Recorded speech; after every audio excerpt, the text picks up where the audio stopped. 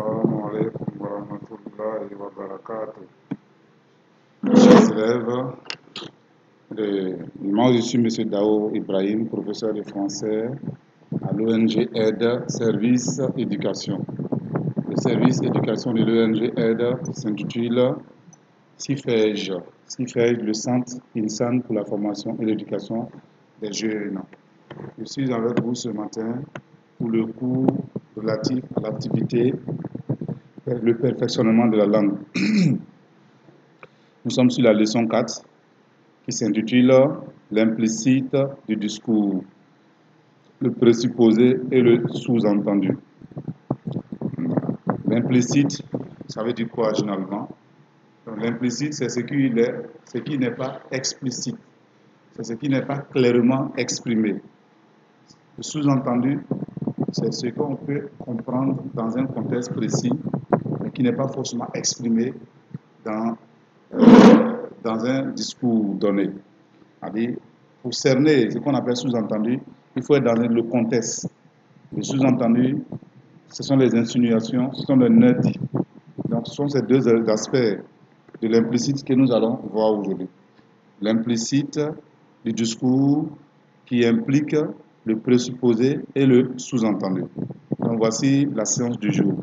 Donc, vous allez certainement voir le cours numérique que j'ai avec moi ici sur le groupe WhatsApp de la classe, la plateforme que nous avons créée sur le groupe. Et vous allez avoir accès au cours, Inch'Allah, et vous allez le recopier. Si vous avez d'éventuelles questions, vous pouvez les poser sur cette plateforme. Inch'Allah, vous aurez les réponses aux questions. Nous allons faire de notre mieux pour pouvoir vous répondre. Ça va? Donc, nous allons continuer, comme je l'ai dit. Nous parlons de l'implicite du discours. Donc, en généralité, vous voyez, on va essayer de donner l'aspect global de ce qu'on appelle implicite du discours. Parmi tous les moyens dont un auteur dispose pour faire passer un message, il y a un qui, paradoxalement, consiste à ne pas exprimer ce que l'on veut faire comprendre au lecteur. C'est l'implicite. Comme je l'ai dit tantôt, l'implicite, c'est ce qui n'est pas clairement exprimé. Donc cet implicite-là, nous allons le voir sous deux aspects. D'abord, le présupposé et ensuite le sous-entendu. Inch'Allah, pour la prochaine séance, nous verrons les techniques utilisées par les différents auteurs pour exprimer l'implicite dans leur discours. Donc on va progresser en définition.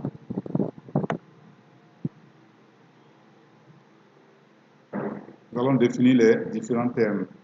L'implicite, la présupposition et le sous-entendu. Donc l'implicite, on appelle implicite, ce que l'auteur présuppose, sous-entend, insinue, ou ce que l'auteur laisse au destinataire le soin de deviner. Tout à l'heure, je vous ai dit, donc vous intervenez dans sa profération. Quand il parle, quand il émet un discours, vous intervenez d'une certaine façon. Parce que pour cerner tout ce qu'il dit, vous êtes obligé de faire un effort intellectuel pour mieux apprécier ce qu'il est en train de vous dire.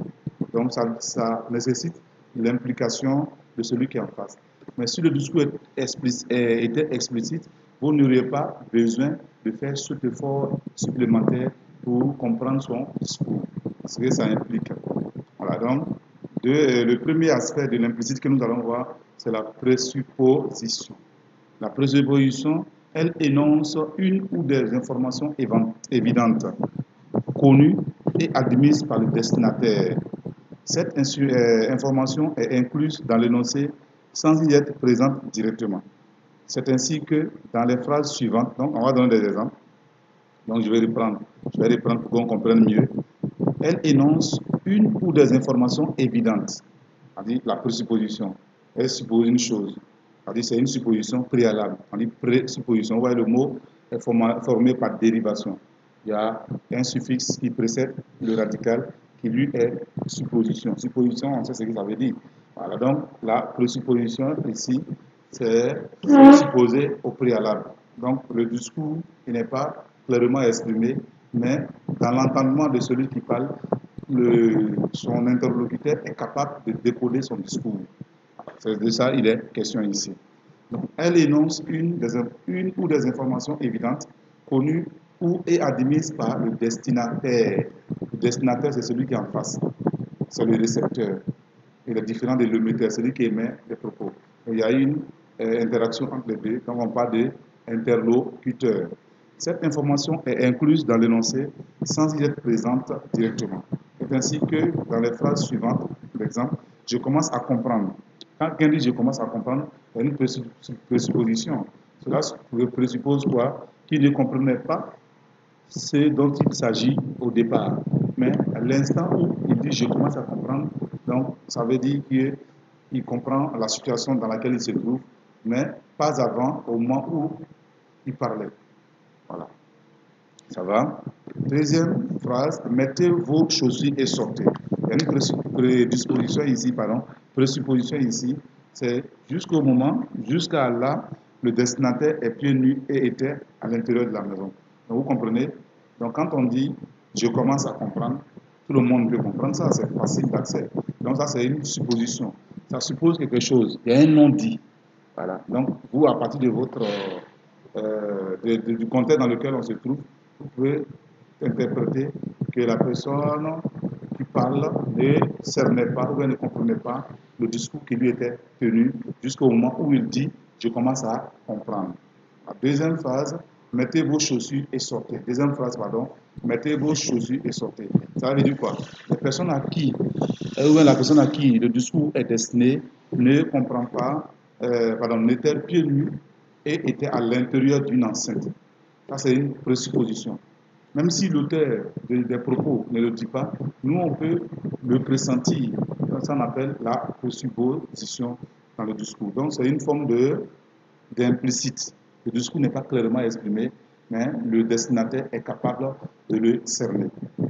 Deuxième aspect de l'implicite, c'est le sous-entendu, appelé encore l'insinuation ou l'allusion. Elle demande la complicité du destinataire pour être interprétée correctement. Voyez? Exemple, vous êtes bien coiffée aujourd'hui, mademoiselle. Quand on tient un tel propos, cela peut insinuer quelque chose, cela sous-entend quelque chose. Le sous-entendu, ça peut être que la demoiselle dont il s'agit ici ne se coiffait pas bien d'habitude. Cela peut être ça. Ou il n'y aura même pas d'insinuation, il n'y a pas d'interprétation. Peut-être que elle se coiffait d'habitude bien. Donc ça dépend du contexte. Le sous-entendu ici dépend du contexte. On peut vouloir dire que la demoiselle ne se coiffait pas bien avant le moment où l'interlocuteur ou bien le metteur émet son discours, ou elle s'habillait bien, mais il apprécie davantage sa coiffe du jour. Donc toute l'interprétation est possible ici. Donc c'est de ça il est question quand on parle d'insinuation. Nous le faisons couramment dans nos interventions quotidiennes. Voilà. Différentes formes d'implicite sont très souvent utilisées dans les slogans publicitaires ou politiques et surtout dans les textes argumentatifs. Par exemple, ici, il y a des réparateurs honnêtes. Cela sous-entend quelque chose. Cela voudrait dire qu'il y a des représentants, comment on appelle ça, des réparateurs malhonnêtes qui existent à un autre endroit. Quand on dit ici, il y a un sous-entendu. Ailleurs, peut-être il n'en a pas. Voilà. Des réparateurs honnêtes. Ailleurs, certainement, il y a des réparateurs malhonnêtes. Donc ça, c'est l'insinuation de ce discours. Donc, vous comprenez? Voilà. Donc, voici un peu un aspect. Comme cette séance que je suis en train de vous présenter, elle avait déjà été enregistrée. Malheureusement, il y avait un problème de son. Donc, on reprend l'enregistrement. Ce n'est pas facile de reprendre ce qu'on a déjà fait. C'est difficile. Donc, les séances seront très brèves. On ne va pas s'étaler là-dessus. Donc, quelques minutes, c'est suffisant. Puisque vous avez le cours avec vous. Si vous avez du mal à comprendre, vous pouvez m'interpeller, Inch'Allah. Je vais répondre à toutes vos questions. Sur ce, salam alaikum wa rahmatullahi wa barakatuh.